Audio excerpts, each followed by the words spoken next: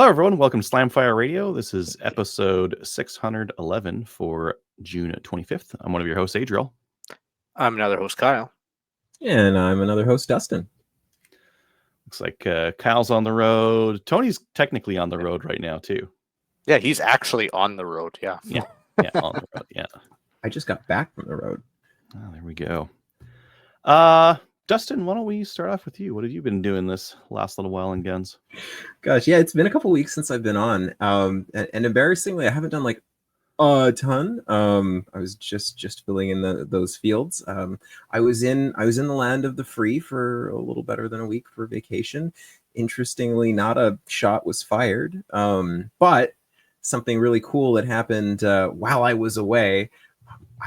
I got my approved 6 NIA form, so I can finally take guns to the States. There should be a little bit more of that travel this summer.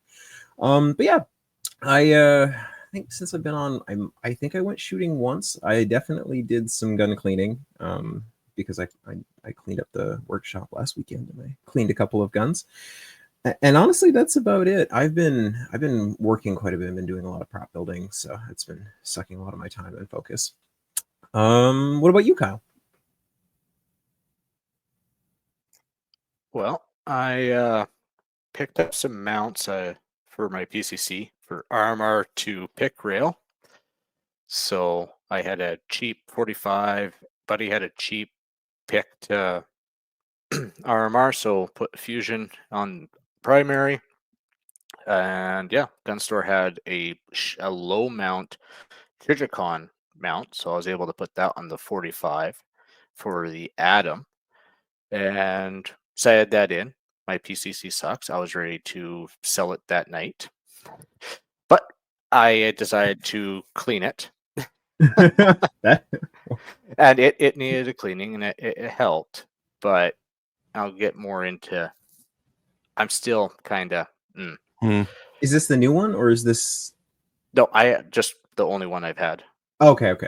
Yeah, but I replaced the springs in the buffer, so got that roller delay back up and going, and tried to mount a Fusion to my open pistol, but turns out the mount, I have to buy a whole new frame mount for that.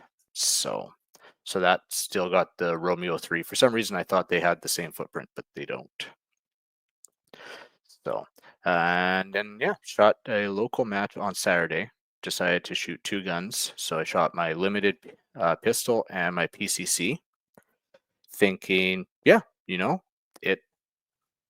it's not going to go great. I haven't been shooting in a bit, and actually started off, and first 3 stages, wow, this is it's like I didn't feel like I really dropped off. Like, yeah, still want to be better, especially driving the PCC. I felt like I could have been a bit faster, but things were great. I was making good hits, and yeah. Then we got to the last 2 stages, which of course were classifiers, and completely dropped the ball. There's the pressure of the classifier. Just still knowing B rank, B rank Kyle for life. Yeah. Well, I didn't even shoot B. I think I didn't. They'd be lucky if they were D scores. So, well, trophy hunting. You'll get a trophy next time. Top D rating. Yeah. Well, and then the last stage, the PCC completely crapped out. Like there was literally 3 paper and a popper on that one. I got paper, popper, and it was failure to feed and everything. And I just finally, no, it's done. This is so short that I just walked away. Basically didn't even shoot that stage.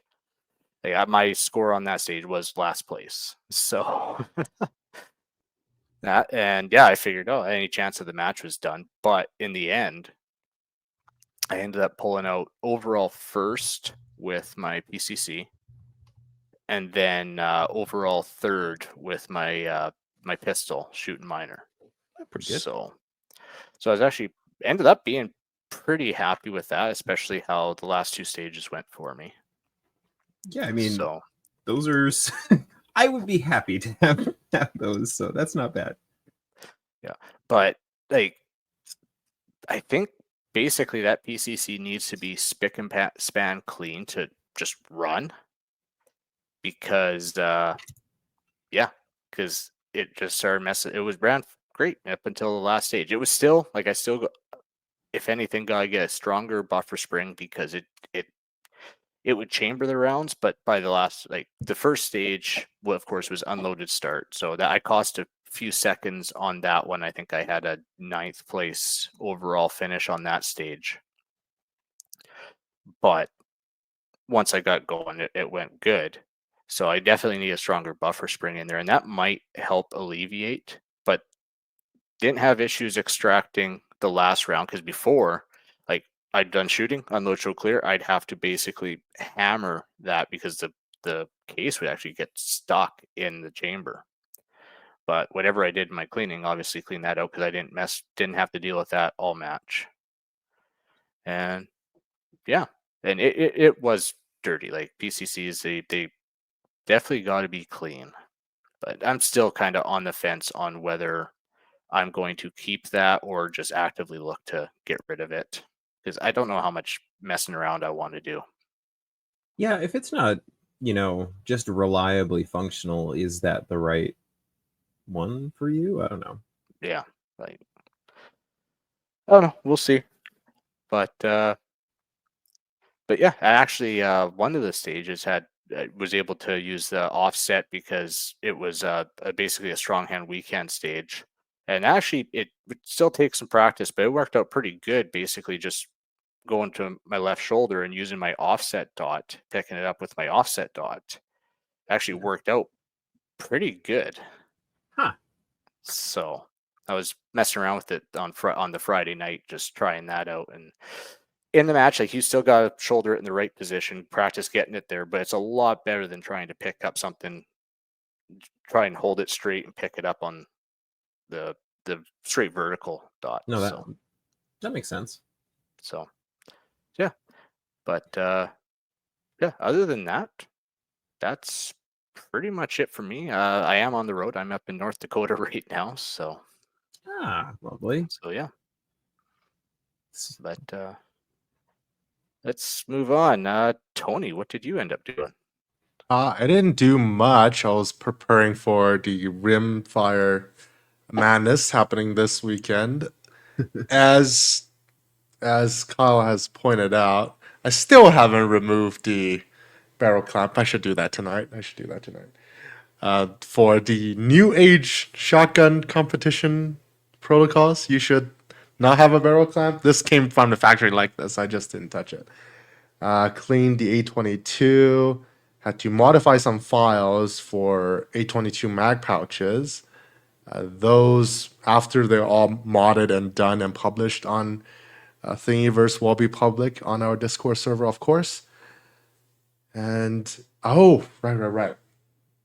So, like half a year ago, on the show, I mentioned the idea of ITAR import if you like either carry it yourself or you try to mail things to you. So I'm starting that project back up as I may have family members traveling to the States. So maybe if I can understand and figure the whole thing out, I might try to do something. Yeah, best to get your family members arrested. That's the best. Yeah, or myself. Well, we'll see about that. But here's the minimum documents that is available to me. It's good in a sense where I don't believe there is a problem with importing it into Canada, considering I'm not importing prohibited parts, so to speak. Well, it really depends on how the border agent is going to say about it, because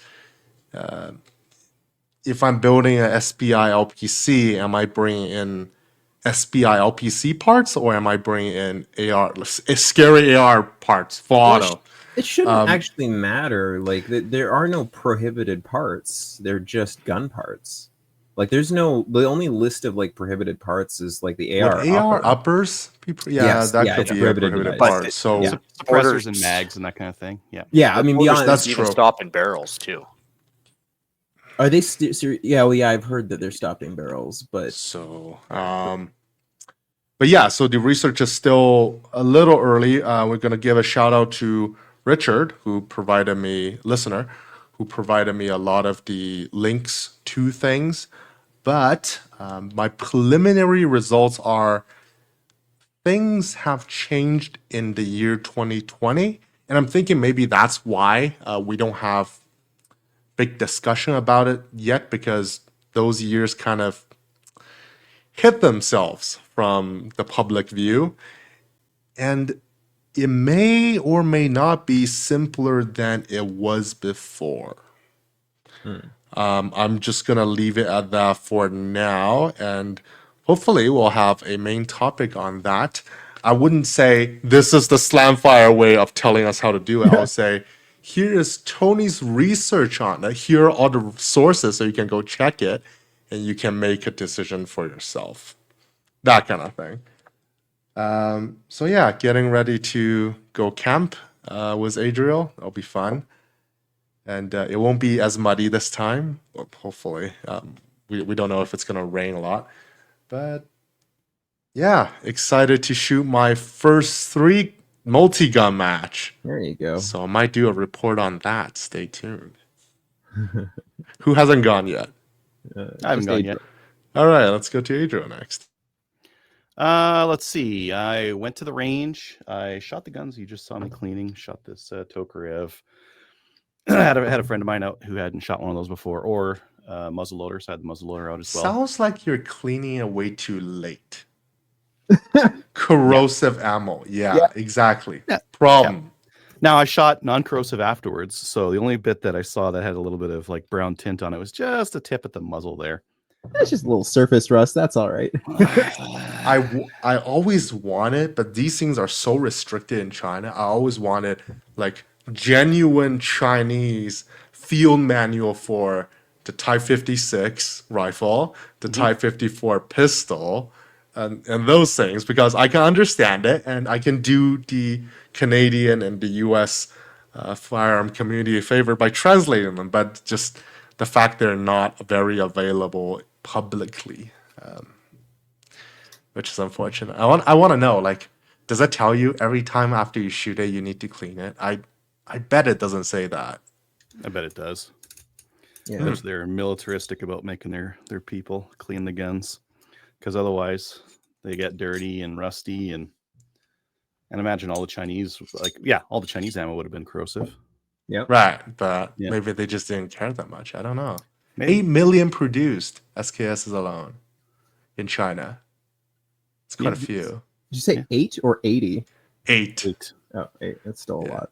It's quite a few. Yeah, getting ready for World War III. Never happened. Anyway, so I hit the range. I did a private PAL on the Saturday. And then this weekend I've got Rimfire Madness. So I've been doing some of the stuff on that. I got a good group of people who are helping with that. So they're helping with like stage design and all that kind of stuff. I have a matchbook I need to finish tonight and send out. That has some more details with what's going to go on at that thing. And there's also Tony on the side. I have no idea what I'm doing. Oh my God. Yeah. That'll be fine though. That will be fine. I think we're going to have a lot of that and a lot of just, I don't know, hanging out and have a good time. So that'll be Saturday, Sunday. I'm going to go camping after that. And the weekend after, I have a Maple Seed in Vermilion and then a PAL class in Edmonton. Same weekend. Who's the Pokemon trainer of that city?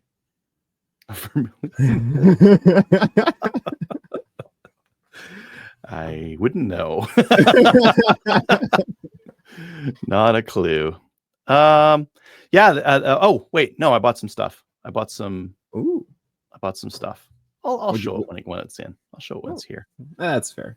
I forgot one thing that I did do. I'm pretty sure I've sold both 2 of my roommates on a couple of semi-auto shotguns, which was very funny. It was like I had just gotten home from our vacation and they were like, show us some guns. And so we went down to the gun room and broke out a couple, and I played salesman with a couple of different shotguns because they were like, feel like we need some more shotguns. And one of my roommates, their room is just kind of off kitty corner from where my gun safe lives in another room.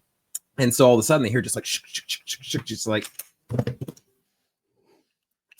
all the gun noises, and they had a guest over. I didn't realize this. They had a guest over, and then they're like, is something happening right now? Like, so one of them like comes out and like, is the apocalypse on, or what's going on right now? Like, oh no, just selling some selling some folks on shotguns. So yeah, it was very, very funny. They were like, yeah, we have a guest. They were very concerned. Like, yeah, because I had the pump action too, and that makes a very particular They're noise. loud. They're so loud. Everybody dude. knows it, right? Yeah.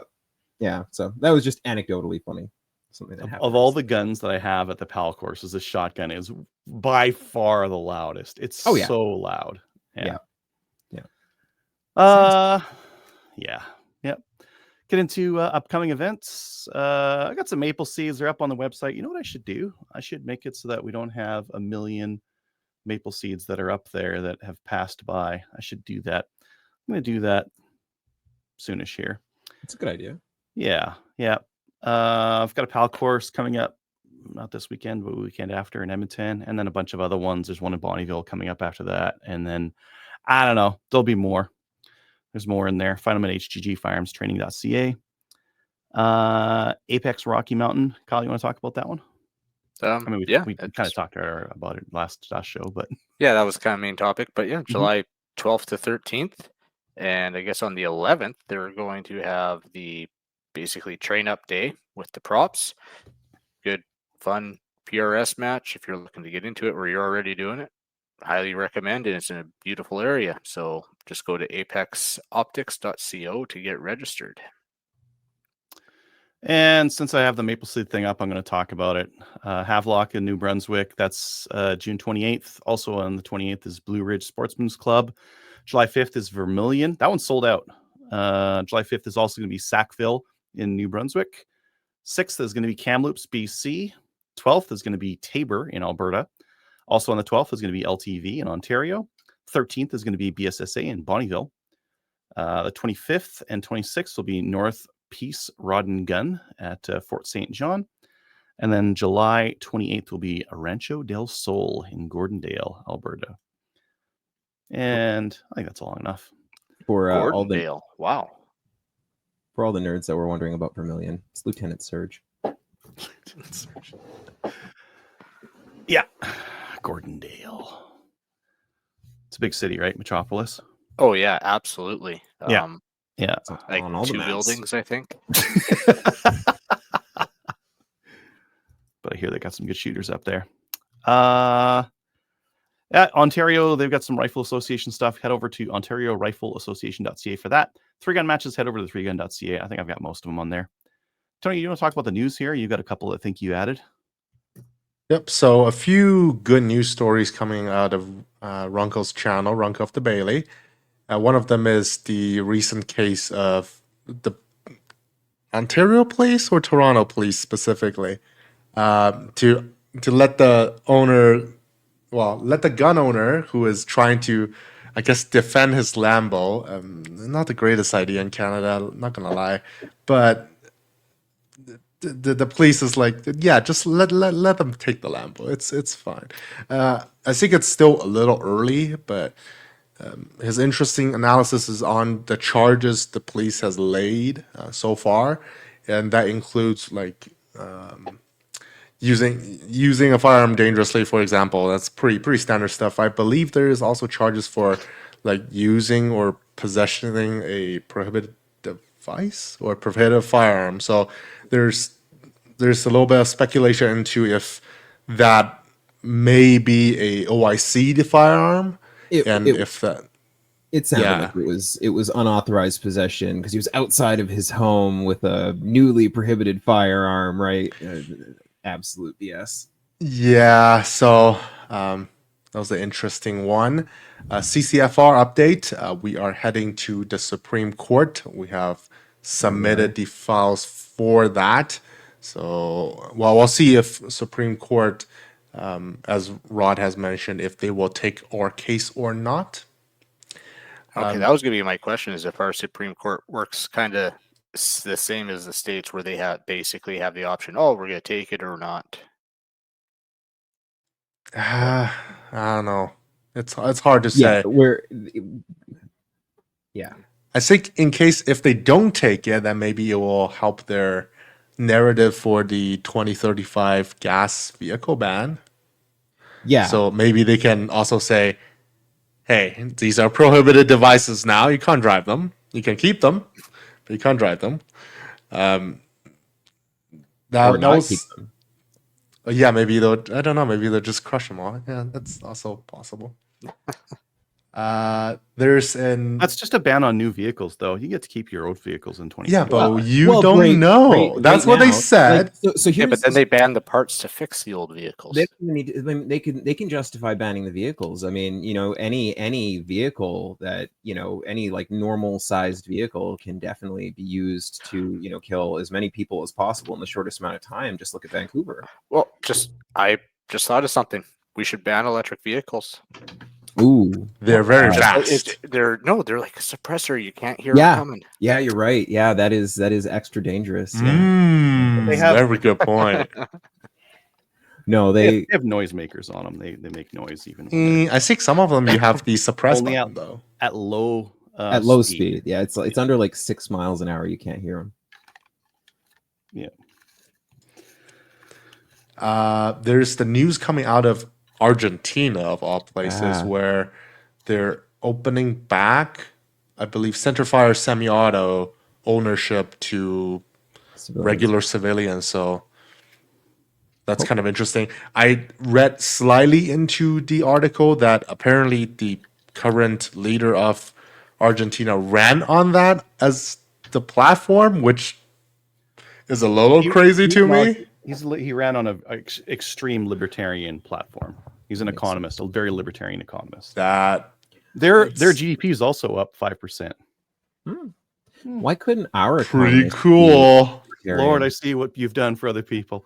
I just want that done for me. But like No. for Argentina to get here, they had to have like extremely bad government for a really long time before they're like, let's try this guy.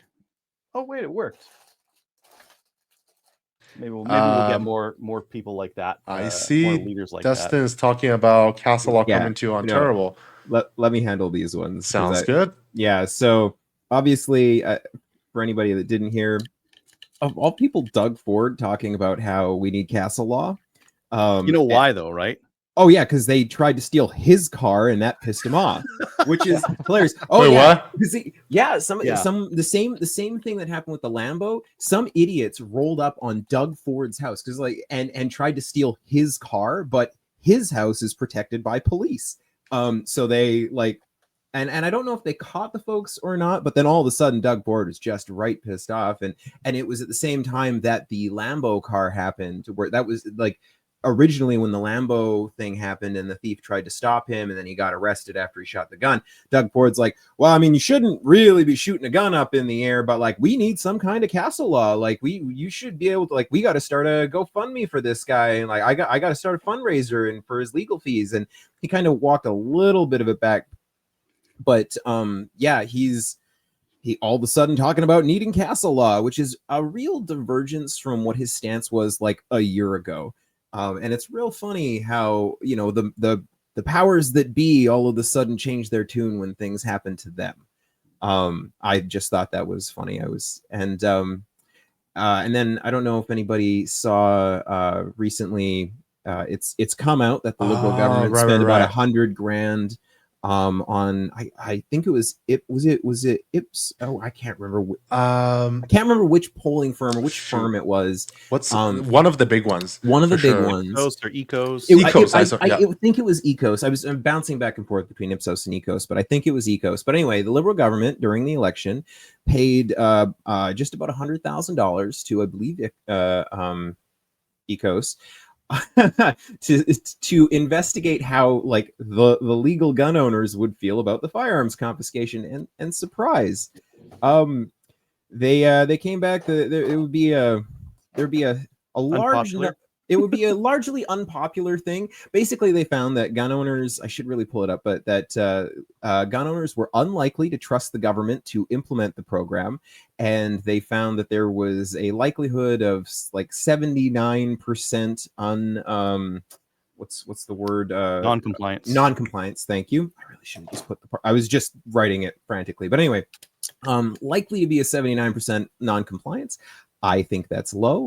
And obviously, like everything that we've seen up into this point with the gun bans, the whole reason they're using 12-year-old data for like how many guns they think there will be to be confiscated is so that they can kind of artificially inflate the amount of compliance there is.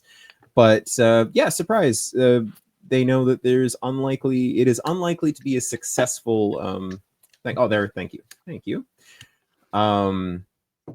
Yeah, so that was really, really hilarious. And I don't know what this is going to mean. Like, I don't know if the energy is going to be there for this confiscation. I guess we get to see because we're closing in on October pretty quick. And then finally, one other interesting piece of news for our American brethren. Looks like the ATF is going to be lifting their ban on parts kits with original barrels for import. So like there's a whole bunch of rules for when you're importing parts kits for firearms. There's been like a long running ban on importing the original barrels for those parts kits, which is often a very expensive component of building a gun.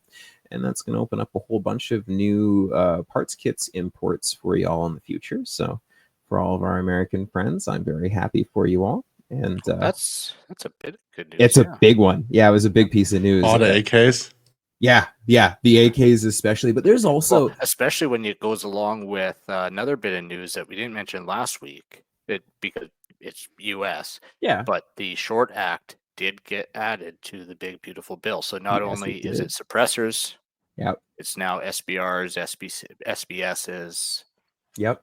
I think the thing that's really cool about that is if suppressors really do become even more heavily adopted, right? Like because there is like that barrier to entry for suppressors in America, even though you could get them, they're expensive and a pain in the ass, and there's rules. It kept there was a threshold that kept a lot of people from owning them.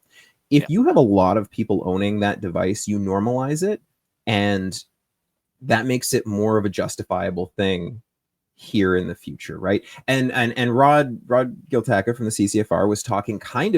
I was watching him on a podcast yesterday, talking about this conversation with Doug Ford, having a conversation about castle law being something similar, that he's getting kind of dangerously close to talking about self-defense as a right. And if we're having that conversation in Canada, then we have a conversation about what we can and can't do with firearms in Canada, and the justification for certain guns we're told there is no justification to own. So yeah, wouldn't it be wild to get castle law before like self-defense is normalized? Yeah. What a strange and interesting place Canada is. Yeah. What do we got here? We got new gun stuff. Gun owners won't trust the government. I think we talked about that one. Yep. ETF. Yeah, I think we got that. Get into new gun stuff. Let me share my screen here. This one. Oh my god, that's a good deal on $35. I put this in. I'm gonna warn the listeners. We're looking at the Savage Cooey Lakefield 64 20-round mags that comes standard on the Savage 64 Precision series of rifles. They don't generally work at the top 20-round mark, but it seems, from I've heard from people on my range, that around 15 generally works pretty okay. So 5 extra rounds. This magazine isn't reliable and doesn't really work, but it kind of does. Well, it's better than the 110 drum, isn't it? And at least in terms of pricing. You know what? It's a little bit more reasonable. That 110 drum was amazing. How many jams per drum? I mean, was that was in the? Are we talking the GSG 16? I rarely had jams in that thing. Really? Okay. Yeah. Cool. Yeah. I tried one. I was talking about it at work today. It's really funny. Another guy I work with had bought a GSG 16 not long before the ban, and I was like, yeah, it's too bad you didn't get the drum. That thing was fun. Yeah. The drums are always on sale these days. Yeah, wonder why. There's no demand for them. Oops. The guns are banned. New for Canada, Tactical Imports introducing the FS Pro Oh, Axor Arms shotgun. That still looks like a normal gun. Keep scrolling. Keep scrolling. yeah. Ooh, Wait, what? It's a folder. What is going on with those shotgun holders? What the fuck are they thinking about? That's not a. I wouldn't.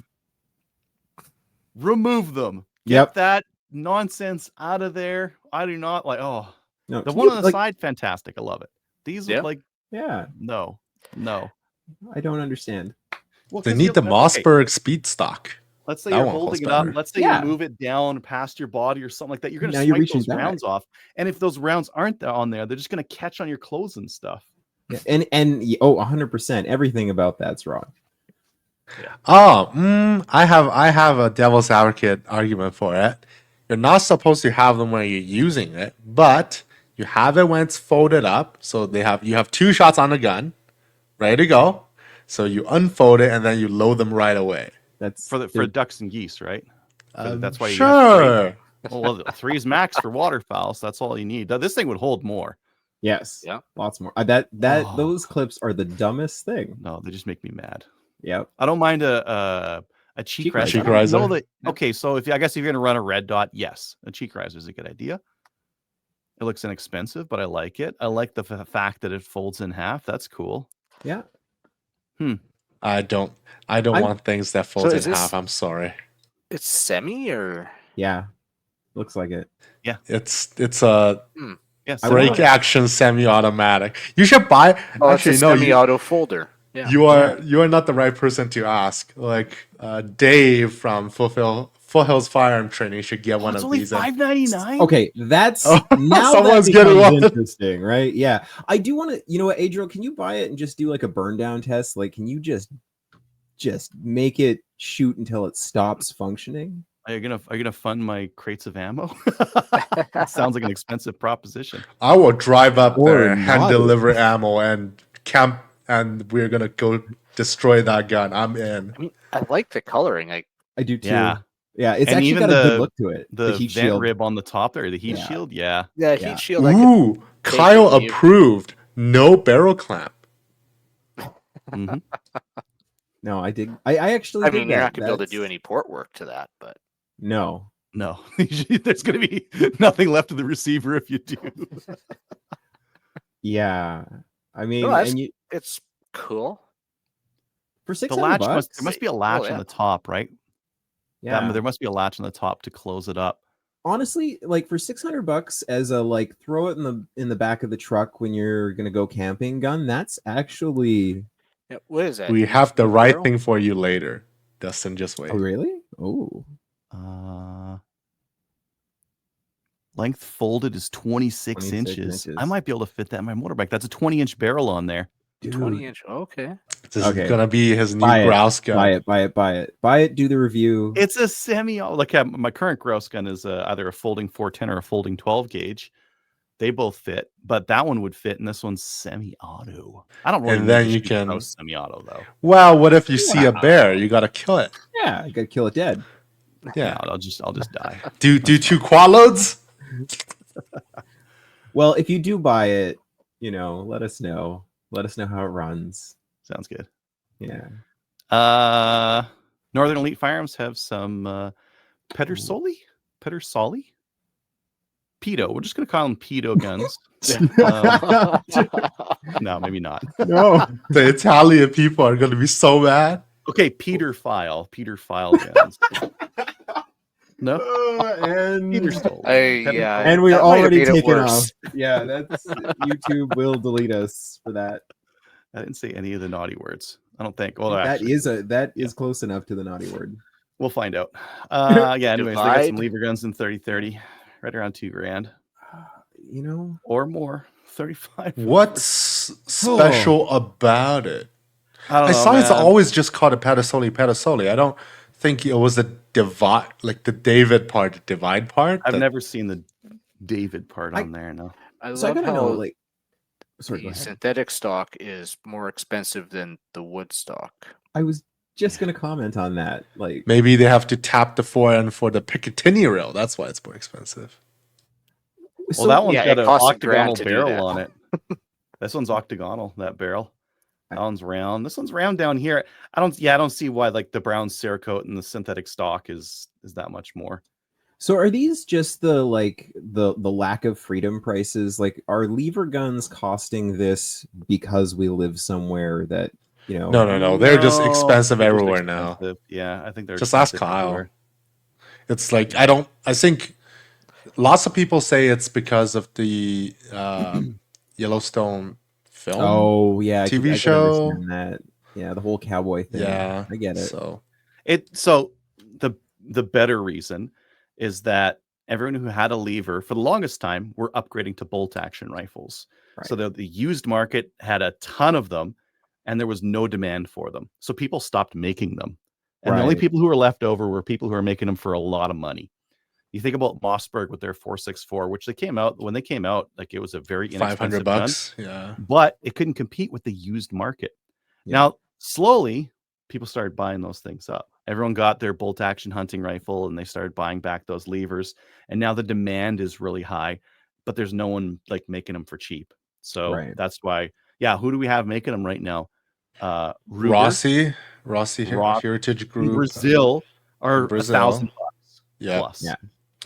There's a those Turk ones, few new those Turkish ones are always Turkish. $1,000. Yeah. Henry, Ruger Marlin. Way up there. Smith & Wesson just went into the game And not it's too also long ago. super expensive. Yeah, it's like a grand $2,500. 5 or more than that. Yeah. Anywho. Oh yeah, I think we talked about this one before. Yeah, we talked about this one before. Whoa, wait, hang on a second. It's a little I don't 5.7 think I don't top. remember, but maybe. Maybe you weren't on. No. Yeah, they have one in 9mm. I would want one in 9mm because 5.7, like I don't have any of that stuff. But Right. 9mm, 9mm. Yeah, I'd do. 9mm would be interesting. Yeah. Teeny tiny little non-restricted gun, single shot. What has the world come to? Winchester Supreme THSX. Ooh. Hey, 50 Price to sell? millimeter.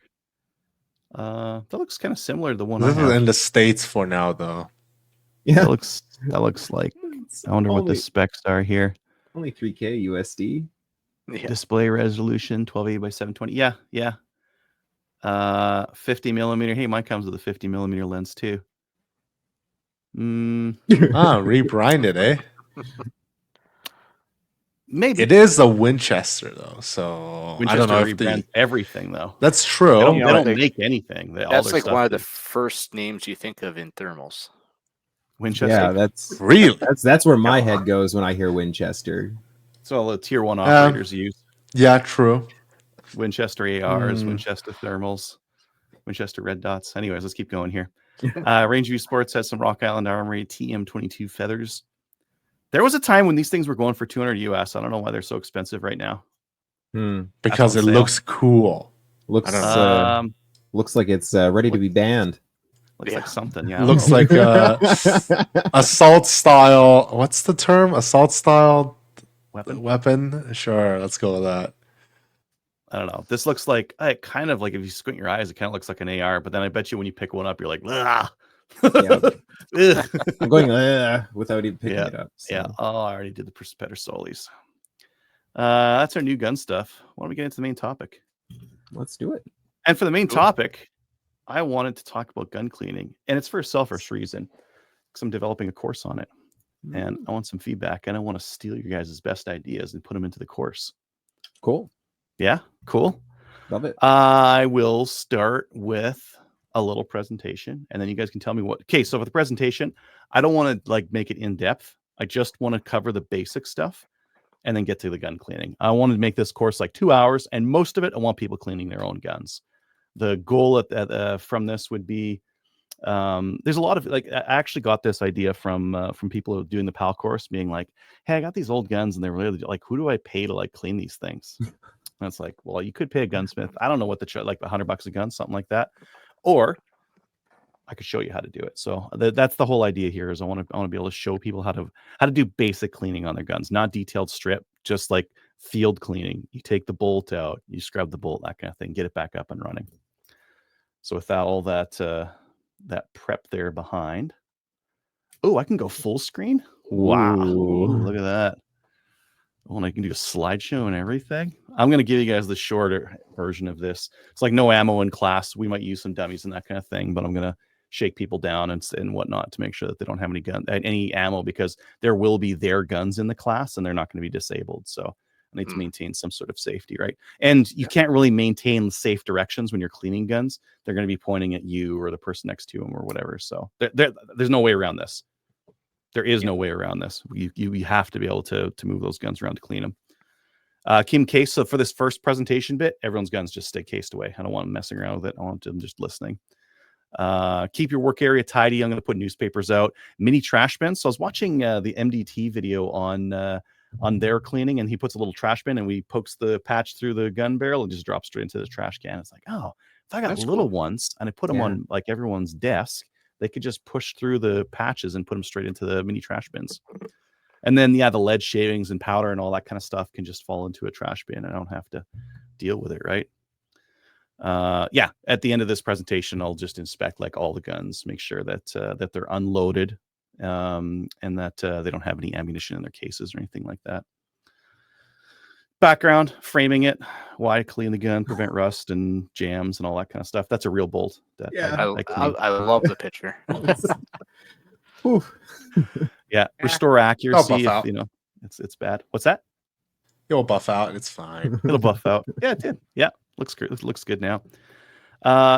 Prevent jam, rust and corrosion, restore accuracy, make the action smoother, and then prevent damage if it's really jammed up and you manhandle it or whatever, you might wreck it. Just some general cleaning tips. Don't damage the crown, the tippy top of the end of the muzzle. So push back to front. Don't break gun parts. If it doesn't go, don't force it. And then good prep helps prevent accidental scratches and damage. What I want to make sure of is that no one like wrecks their gun in this class. So prep it really, like take your time, put the mats down. Don't just beat on it. You're going to wreck it, right? Yeah, I would add on there, not necessarily just because if you don't force it. Some stuff like a punch, you're gonna like everyone's level of force is different. I would just know what you need to do to take it apart. Okay, I got a disassembly slide, so maybe we'll add that to that one. Yeah. Just some, again, more general, like scrub and clean the inside of the barrel, loosen and remove carbon, dirt, old grease, and that kind of thing. Get in the nooks and crannies, and then clean with the least abrasive tool to do the job. So if plastic works, use plastic. If you have to absolutely use metal, use brass or something like that, right? If you're going to use steel on steel, that's when you're going to start getting scratches and that kind of thing. There's some examples of some different cleaning tools. I'll have some available, but in general, I'm just going to talk about why you'd use some of these things and when you wouldn't want to use them and that kind of thing, right? So pipe cleaners and jags and mops and all that kind of stuff. I'll just have examples there. Different kits that you can use. There's pull-throughs, there's your bore snakes and that kind of thing. They're compact. They're not really good for heavy-duty cleaning, but they're really compact and easy to use. And if you need to clean a gun from the back, you can do that as well, which I realize I could say for cleaning guns, you can't clean from the back.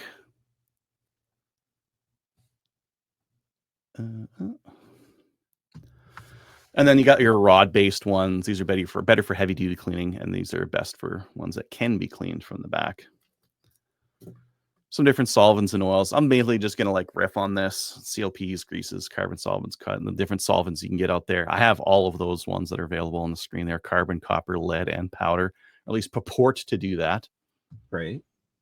Talk a little bit about like dual CLP. Like if you're just doing minor cleaning, I think a CLP is all a regular like hunter should really need.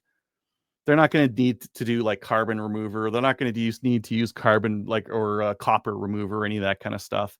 They're not going to see the volume of rounds to ever need it. So a CLP would probably be the easiest thing to use. And then you don't have to have a bunch of stuff, right? Yeah. But these are a jack of all trades, master of none. They're just good for, okay at everything. There's some other general non-gun cleaners. So I've got examples up here that are bad examples on purpose. Yes. We showed the gun cleaners. We've got soap and water can be used for some stuff, but it really like you shouldn't really need to use it for a lot of the cleaning that we're going to do. Yeah, there's some household cleaners out there. Brake cleaner, Roncinol, acetone. Really got to think about what this is going to do to whatever part you're cleaning. Or put isopropyl alcohol on it. So should I not put Simple Green on all of my guns? Some guys do. Some guys like to use Simple Green or 409 and that kind of thing, or Spray 9. Yeah, No. I saw examples of it. But really, do you need to use like diesel or gas or acetone or something like that? Or will a less aggressive one work and be less risky to hurt the finish or the plastic or the stock? I know like with Brake Clean, if you spray that on plastic, sometimes it'll like white the plastic out. It'll make it look different. So it's not going to be the best for that. And it's not great for some of the other parts that you're going to get in contact with as well. But it can work if you need that aggressiveness. There's some specialty cleaners. I don't really think you need these for most of the times. Black powder, like, yeah, there's solvents you can use, or just use hot water. I have a couple of things. Lubricate and protect. These are things that you can just use for, so we're done our cleaning. Now you can lubricate it. Generally, though, just like a light machine oil is all you really need. You only really need grease on some guns and some use cases. The Garand, for example, the cam area there needs grease, but a lot of other guns, they don't need it. And just regular oil is fine. And it's easier to clean and keep clean and that kind of thing. Can you do it? Can you do a slide that is do not use water-based lubrication, and then put a different image of gun oil on just for funsies for me? I don't know. I watched a video series where someone did it with a Glock and it seemed to work just fine. Oh my god. What do we oil? Any surfaces that see wear, the outside of new barrels to prevent rust. So when you get a brand new gun, especially a shotgun, that kind of thing, a lot of those need that like really light coating on the outside to prevent rust. Too much oil collects carbon and dirt, so make sure you clean it off, and then grease only on high stress surfaces. Then we talk about disassembling the gun. You don't need to fully disassemble it; just remove the bolt, our bolt face, our extractor groove, and the ejector, the barrel. Especially the chamber, feed ramp, any kind of moving parts, that kind of thing. And then that's it. I would get into a demo of just removing a bolt. Let me go back to demo removing the bolt, demo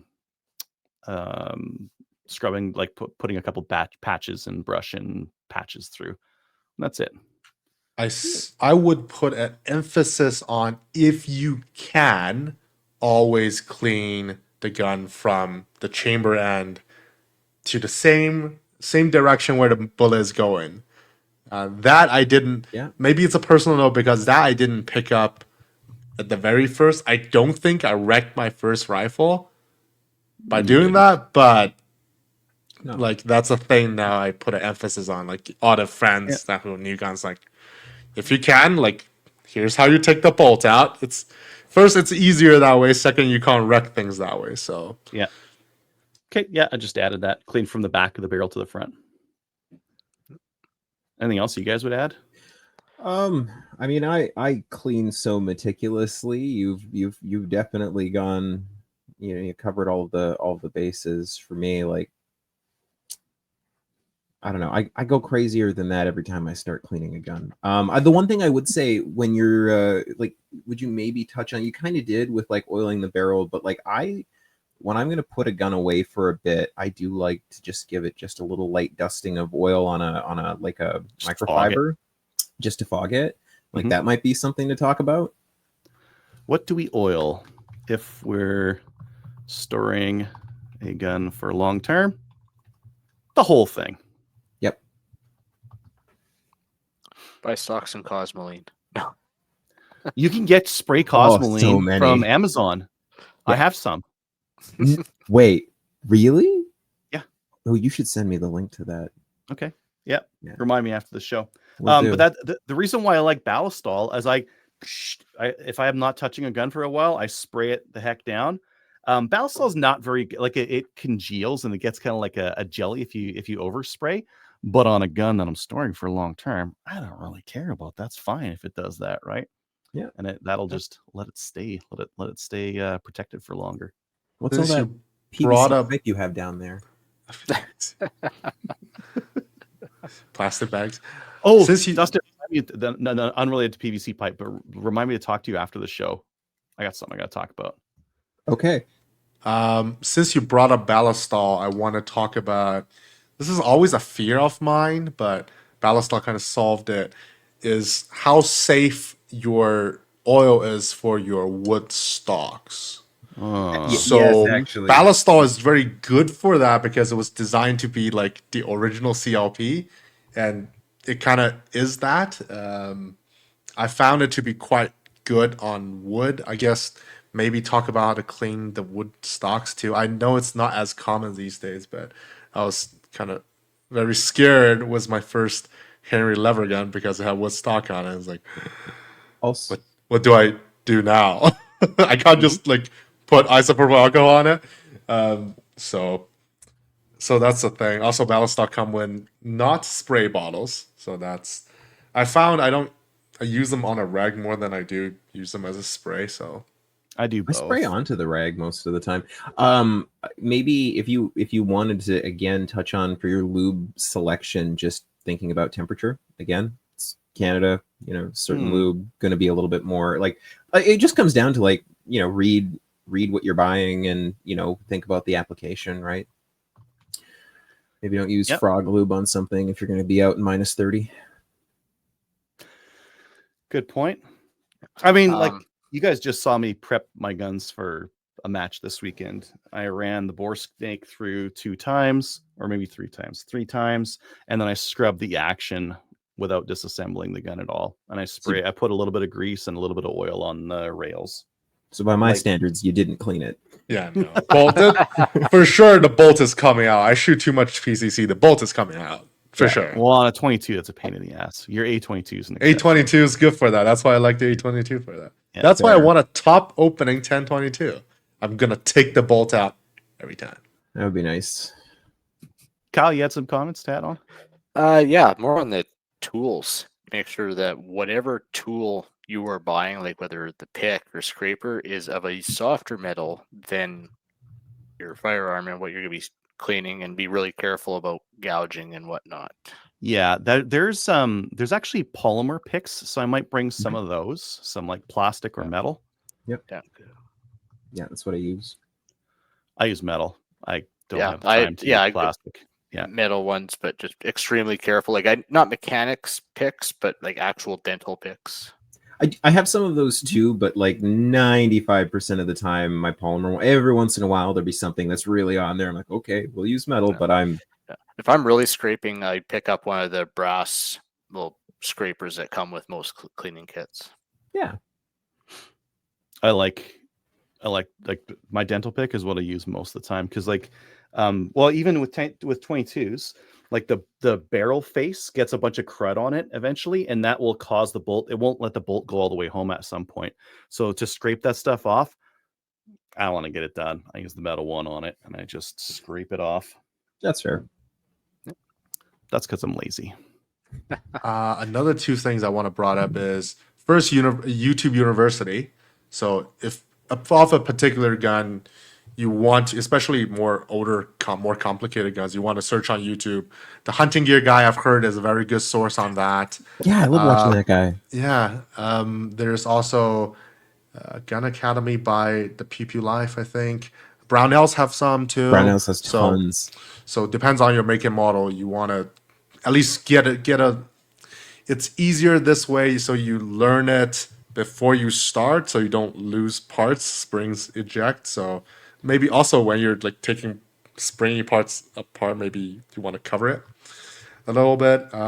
This is, I think, maybe more Brownells. Where else did you mention there? Everything on YouTube, basically. The Pew Pew Life there. Yeah. Honestly, yeah, like if you just do a slide that's like do your research before you start, like watching a video one time and just how that gun comes apart can be massively useful, right? Yeah. Beforehand and have it ready, like loaded up. Yeah. If you're going on a mountain trip, I would suggest you have it download on your phone. No, yeah. Well, I really like that part where, like I had mentioned before, where he said, don't force it. Because I have actually had to work on a gun that they took it to a gun shop And the guy, oh, it's not going. So he grabbed a pair of pliers and just ripped on it. Like the Ooh. safety on a CZ. And I'm like, Ah, No. Oh, yeah. oh, I No. need a new part. Jeez. Oh. So Yeah. I got some comments here. Content's good for basic cleaning. Yeah, that's what it's for. Separate advanced course cover deep cleaning, use of a bore scope, full disassembly. Ooh, sounds risky. Maybe when I Sounds maybe too much work. after I've done a couple of these and I feel a little bit more safe with it, then I'll do the deep clean stuff.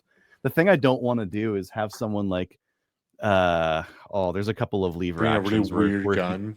if you take them apart to clean Yeah. them, like, oh my god, they're such a pain to get back together, and sometimes that could take me an hour or two just by myself, right? Never mind with a student or multiple students, right? oh yeah, So, like I'm doing a deep clean on a pistol. It's at least an hour minimum. And like you get like something like a SIG 226. There's over 100 parts on that thing to take apart. yeah. Some of them are under tension too. Pew! Yeah. I Maybe did I need that to bring once. one of those sweeper magnets. We need to find a detent. Oh god. Yeah. Well, again, and that comes back down to like just watch how this gun comes apart once, because there's some revolvers too. There was one I took apart for a buddy that there was a there's some bits that can be a challenge.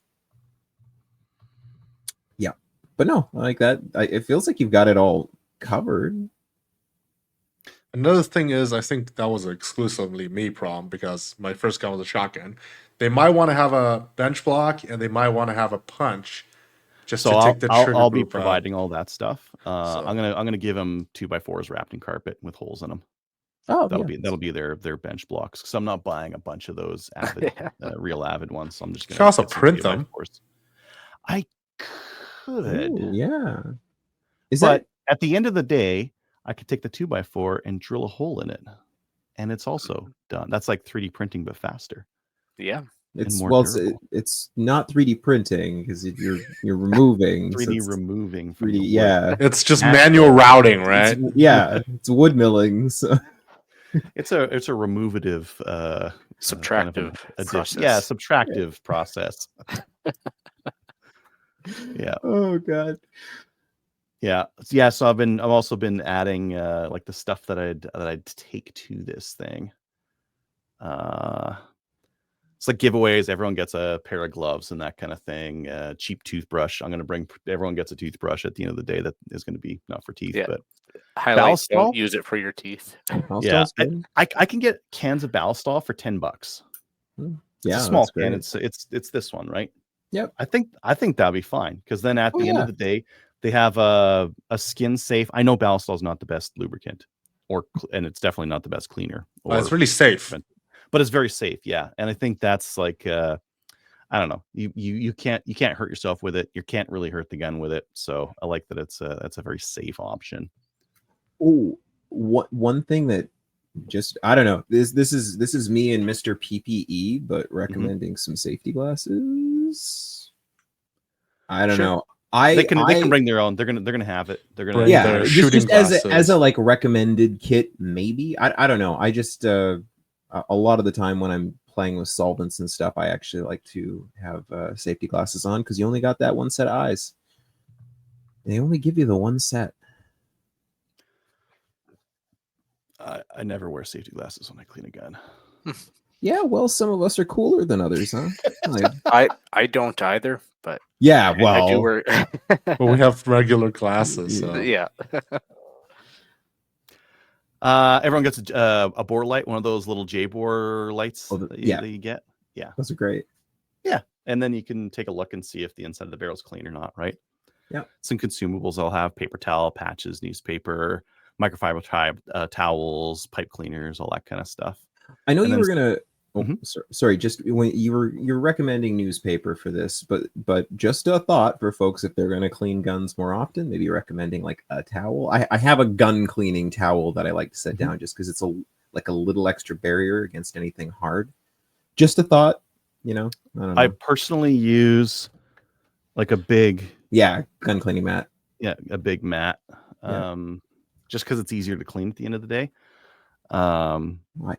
This is the stuff that I'm bringing. This is not Yes. like this a slide Okay, I'm going to show them, right? Fair, For fair. myself, like I think I need to bring a portable vise Definitely. because some pins are going to be kind of a pain in the ass to get out. So I think I'm going to need to bring a vise for that. Bench blocks, those 2x4s. Yep. Big hammer, plastic face hammers, like some soft stuff, some hard stuff, a whole shitload of punches, board guides. I'm going to be bringing some of those along. Mhm. I never use one, but I think, do you guys use board guides when you clean your guns? Never. I have in the past, but no. I don't either, but I'm gonna pick one up and see if I like it or not. I mean, just to have some for people to borrow, I think is fine.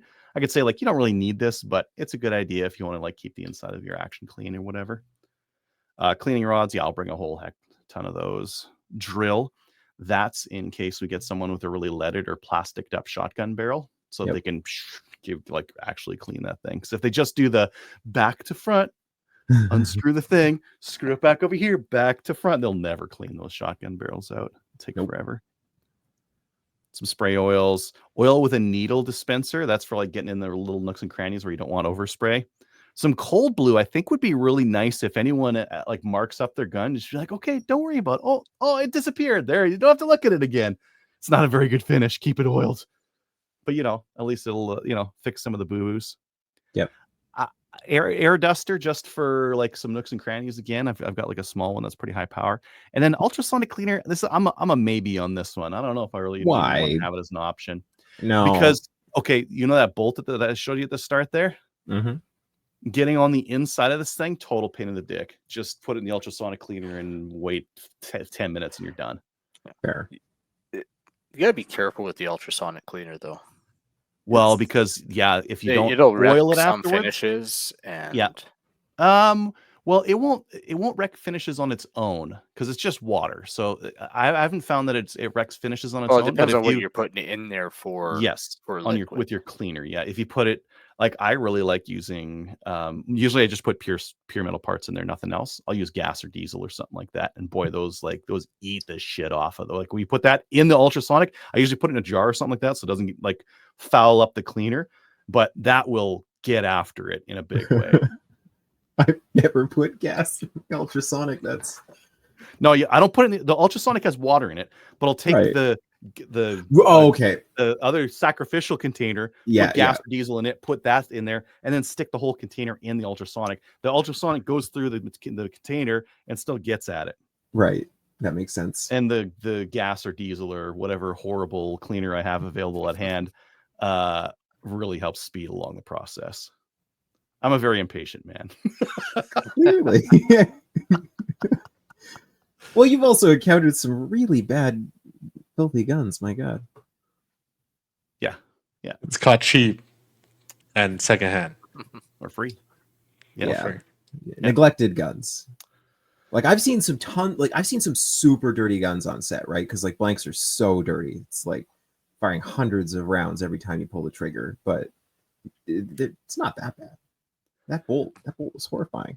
Well, that one was used for hunting, like way back in the day, duck hunting. And it's kind of rough right now. Put more oil on it. Oh, it's kind of rough. Put some more grease on it, and just keep adding more and more and more. And that's what you end up with, right? What could possibly go wrong? Yeah. Anywho, well, thanks guys for the feedback and all that kind of stuff. Really appreciate it. Yeah. And for the for listeners, if you have anything that you wanted to add on there, I'm all ears. Send an email to slamfireradio@gmail.com.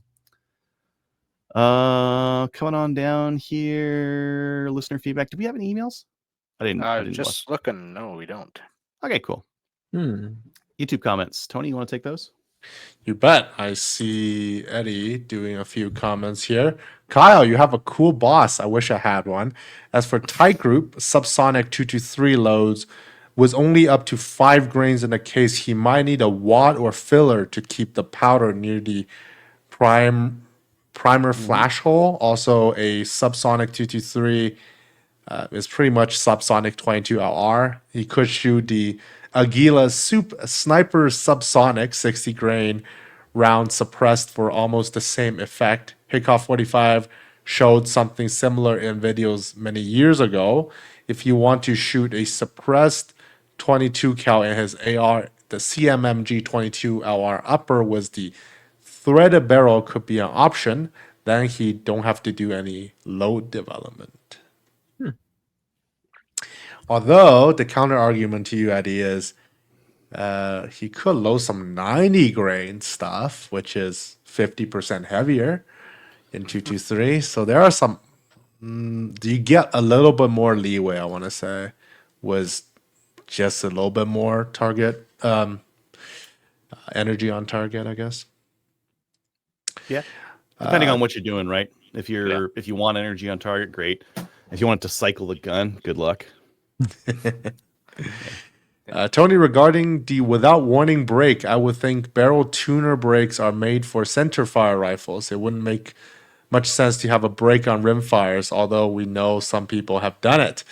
The term self-timing brake is misleading and confusing. I feel a better name would have been a multi-timable brake.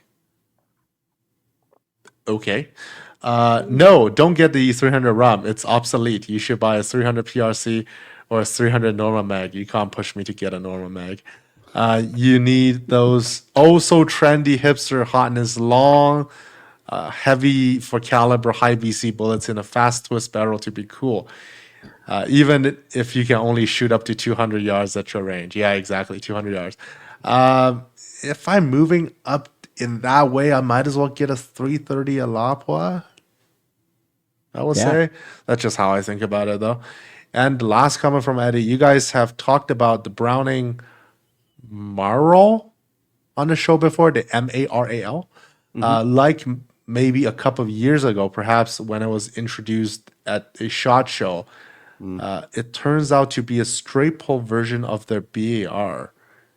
Interesting. I guess I just like it even more. How do you straight pull version of your BAR? So we took the semi-auto and we make it. We made it less. But then it doesn't have the maybe it doesn't have the pivot because of that. Interesting.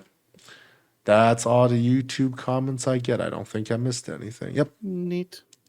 Cool. All right. If you'd like to email the show, send an email to slamfireradio@gmail.com. Shoutouts, recommendations for anyone? I'm gonna give a shout out to Runko because he's on fire right now. He published like 3 videos in the last week talking about some interesting, like his gun collection, and some very serious topic like how the government is planning to spy on us. Yeah, C2. Feel like I'm back in China. So go check out his channel, Runko of the Bailey, and I'm expecting to see him at the match again. So. But you won't. Nice. Aw, what? Already? Yeah. Kyle? Just shout out to everyone that came out to the match on Saturday. Helped set up and tear down. It went really good. And yeah, we had a bunch of new people to the club out there. So it was good. I shout out to all the guys from Rimfire Madness and gals. It's gonna be a great match. I'm gonna have to do very little work. Everyone's just gonna pitch in. It's gonna be great. Dustin? I have 2 shout outs. One, I would love to shout out to the folks at the ATF who sent me my documentation that I've been waiting so long for. I think some people went on vacation. And shout out to the local 3-gun crew out here. Please schedule a match that I am in the country for. Just it sounds like you need to check schedules and plan your trips better. No, they need to quit putting the schedule out for the match the week before the match while I'm out of the country. That would be great. Fair enough. Neat. All right. Yeah. We did have a Facebook comment here from Sean. Yeah. Says, I'm torn every Wednesday. Rimfire Nation has been streaming at the same time as you guys. Maybe you guys could have a shoot off for the time slot. Only if I get to pick the event. Yes. Yeah. 3-gun. I'll shoot against Rick in 3-gun. I don't want to compete against him in PRS or Rimfire. Yeah, I was gonna go with we had the time slot first. So yeah, can we borrow Bolivar for a Rimfire? Like, can he shoot on our team? He's like honorary. He can shoot on our team, right? Yeah. All right. Sometimes, yeah. Cool. All right. Sounds like we need a charity shoot-off event again. That'd be fun. getting close. It's getting close to that time. Yeah. Archery, I guess, or RC cars. No. Muzzle loaders only. Drone racing. Muzzle loaders. Yeah, I like the muzzle loader idea. Yeah. All right. Join our Discord server. Watch us on Facebook, YouTube, Twitch, and Player. Join the CCFR, and we will see you next week. See you next week. Good night, Kelly. Good night.